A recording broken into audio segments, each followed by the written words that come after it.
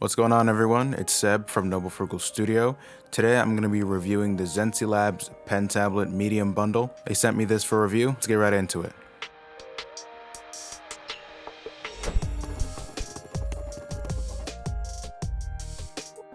Okay, so just a little bit about me. I'm an animator / illustrator. My main project is working on a short film called Castle Dark. That's going to come out soon. What comes in the box is the tablet itself. You get this quick key remote that you can use instead of a keyboard or in conjunction with a keyboard. It's also like the tour box that I reviewed. Really good stuff. It even has its own LCD screen so you can see what command it's doing instead of just having to memorize them. So naturally, I do a lot of drawing in my work every single day. My main device is an XP Pen Artist 24 Pro. I've never used a Wacom pen tablet or display tablet ever before, so a lot of YouTubers say that this tablet by XenceLabs is giving Wacom a run for their money. So I thought it'd be interesting to share my opinion since I've never used a Wacom to see how this thing performs from my perspective. In the past, I've used tablets from XP Pen, UG, and Gaomon just to give you some reference. So over the years, their quality has definitely improved and they're overall pretty good devices for drawing. Opening up this tablet from XenceLabs comes with two pens. Really cool. Everything that comes in the package, including the tablet, the pen, the case, and the remote, are all made of very high quality plastic. And plugging it in right out of the box, all I had to do is install the driver and everything worked perfectly. There was no troubleshooting needed.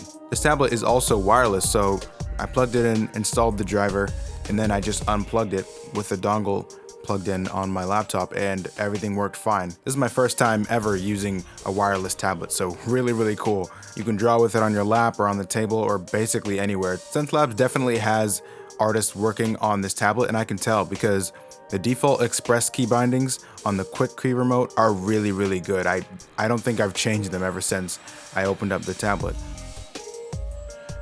So the textured surface of the tablet itself while drawing feels really good. It's excellent to draw on. And the pen itself has some good weight. It's a little bit heavier than the normal Gaomon or XP Pen stylus, so appreciated there. I've always wanted a heavier pen and XenceLabs delivered on that. The remote is just ingenious. You can flip it and use it in any orientation that you want. It also connects wirelessly just with that one dongle. So you just plug it in and then your tablet and your remote are both connected. I did want to mention that, this thing is great and it feels awesome. It is awesome to draw on and to use, but it better be, right? This thing is pretty expensive. I personally wouldn't recommend it for a beginner who doesn't really know if they want to get into digital art or animation or not, because it's a very dedicated device. It's really awesome to use. It is premium. It is exactly what I wanted it to be and more than that. But for me, I can only recommend it for a professional who really knows what they want. But hey, if you're a beginner and you got the cash, it's a good buy. Let's get more into my review and my experience using this. What I'm drawing right now before you is a t-shirt design for my film Castle Dark that will be coming out early in 2022. I've been working on this drawing on and off for about a few weeks, and I've had the tablet itself for about 6 weeks. Overall, sketching with it, as you can see in front of you, is really nice. It feels better than anything that I've ever used before. In fact, I'm struggling to decide whether I should use this pen tablet over my main driver, the Artist 24 Pro from XP Pen. That's how good the drawing experience really is. It's not quite like drawing on paper, but imagine you're drawing on a very smooth but slightly textured paper. I actually have a sketchbook. My favorite sketchbook had that texture. It's very smooth paper. It reminds me of that. The pen also has an eraser on the back. Never used a tablet that had that feature, so I thought it was a little bit cumbersome at the start because I was so used to just hitting E on the keyboard or one of the buttons on my tour box. But after a while, it started to remind me of traditional art. So I started using it more, just, flipping around the pen because, it's one less express key to have mapped on your tour box or your express key remote or your quick key remote, whatever they call them. So it's pretty convenient. And you can also change that in the driver software to do whatever you want. The most important things to me in a drawing device are the driver and the drawing experience. And this driver just knocks it out of the park.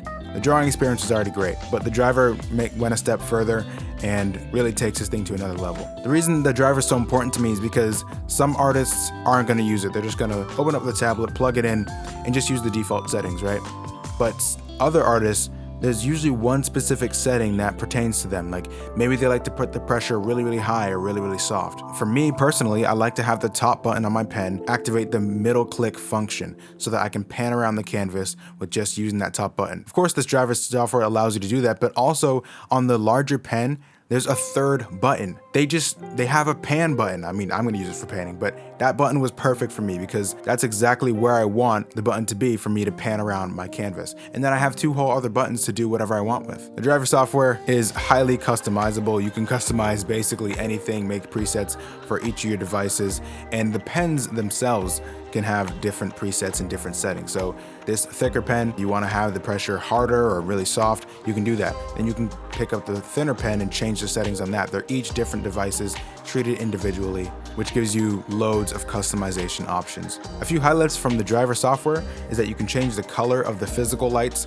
that are on the tablet depending on the program that you're using. So for me, for OpenTunes, I set up green lights to shine, Blender is orange lights, Krita is pink lights, all very cool stuff. You can edit the keybinds for all express keys on the tablet and the pen buttons and that eraser on the back of each pen. If you want that to be the eraser, that's cool. If you want it to be, you flip the pen around and it's like a blending tool, like a tortillon, you can do that. Lastly, the driver interface looks really cool. They chose nice colors. Every time I open it, it's just like, yeah, this is a cool. I'm cool. I'm a cool artist. I'm being hysterical, but it's true. And if you want a comparison, this is the XP Pen driver. So to be fair, they are working on a new one, but you know, there's a totally different feel. One just looks like a basic computer program, and another one looks like a really cool interface where you can set up your stuff. Speaking of the XP Pen driver, my Artist 24 Pro's software has nothing on the XenceLabs one. My main gripe with XP Pen's current driver, although they're making a new one, so I will put that out there. My main gripe is that you can't make different profiles for the pen buttons. And for programs with a lot of short keys, and I mean a lot, like Blender or OpenTunes, I really need that feature, especially for Blender. Because I'm working every single day on my short film, I have a workflow that I don't like to interrupt. Usually when I review a tablet, I won't connect it to my main computer. I'll usually use my secondary laptop to review the tablet and then go back to work on my Artist 24 Pro on my main computer. This tablet changed that.